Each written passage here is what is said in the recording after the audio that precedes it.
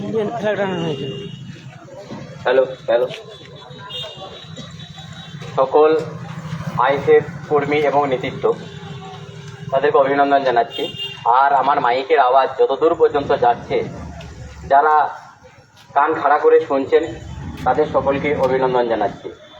যারা রাস্তার দুধারে থেকে আমাদেরকে সমর্থন জানালেন তাদেরও অভিনন্দন জানাচ্ছি। আজকের এই সামান্য সময়ের মধ্যে বিশেষ কিছু বলতে চাই না, কারণ বলার মতো ভাষা আমার মধ্যে নেই বা আমাদের মধ্যে নেই।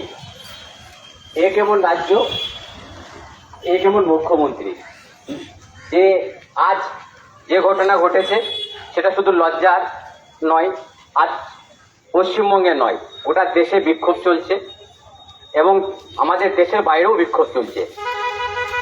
এবং আমরা এতটাই আতঙ্কগ্রস্ত, যেখানে হসপিটালে ডাক্তার ছাড় পাই না, সেখানে আমরা সাধারণ মানুষ কি করে তার নিরাপত্তা পাবো? আমরা কোন ভরসায় আমরা আমাদের ছেলে মেয়েদেরকে বড় করব? কোন ভরসায় আমরা খোলামেলা ঘুরে বেড়াবো? যদি আমাদের মুখ্যমন্ত্রী ক্ষমতা আসার পর থেকে কাটুয়া, কামদুনি, মগরাহাট আরও অনেক জায়গা আছে, সেই ঘটনাগুলোকে ছোট ঘটনা বা টাকার বিনিময়ে যদি সেটা না দেখতো, সেগুলোকে বিচারের মতো যদি করতো, তাহলে মনে হয় আজকে আমাদের আরজিকর এই ঘটনা ঘটতো না। আর পুলিশের কাজ যদি ঠিক মতো করতো, তাহলে আর কথায় কথায় আমাদের হাইকোর্ট বা সিবিআই মানে শীর্ষ আমাদের দেশের সুপ্রিম কোর্ট কোনো প্রণোদিতভাবে মামলা করতো না। যেখানে মুখ্যমন্ত্রী গিয়ে বলছে যে রবিবারের মধ্যে যদি আমাদের পুলিশ ঠিকঠাক কাজ করতে না পারে, আমি সিবিআইকে দিয়ে দেবো। এই নাটকে আমাদের হাইকোর্ট খুলেনি, ওনার নির্ধারিত সময়ের আগেই হাইকোর্ট আমাদের সিবিআইকে দিয়ে দিয়েছে। তাহলে পুলিশ রেখে কী হবে?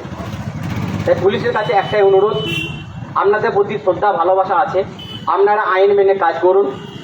এমন করবেন না কথায় কথায় সিবিআই বা অন্যান্য এজেন্সিকে দিতে হয়। আর আপনারা আপনাদের কাজটা এমনভাবে করুন আমরা আমাদের রাজ্যে ঠিকঠাকভাবে চলাফেরা করতে পারি। আর কথা বাড়াবো না, তাহলে এটুকুই বলে যাব। এই ঘটনার মধ্যেই আমাদের বিষ্ণুপুরে বাঁধানোর মধ্যে একটা মহিলাকে বিধ্বস্তভাবে তাকে মার্ডার করা হয়েছে এবং সেটা আপনারা সকলে জানেন। এবং এরই মধ্যে আপনারা এটাও জানেন, বর্ধমান ইউনিভার্সিটির এক আদিবাসী ছাত্রীকে গলা কেটে খুন করা হয়েছে। আপনারা এটাও জানেন, মালদহে একটা ছাত্রকে খুন করা হয়েছে। তার মানে আমরা এটা বুঝতে পারছি প্রতিদিন এরকম নারকীয় ঘটনা ঘটছে, আর আমরা বোবা দর্শকের মধ্যে থাকতে পারি না। তাই আমরা গোটা কয়েক লোক হলেও আমরা আজ প্রতিবাদ নিয়ে নেমেছি সাধারণ মানুষের ভরসায়।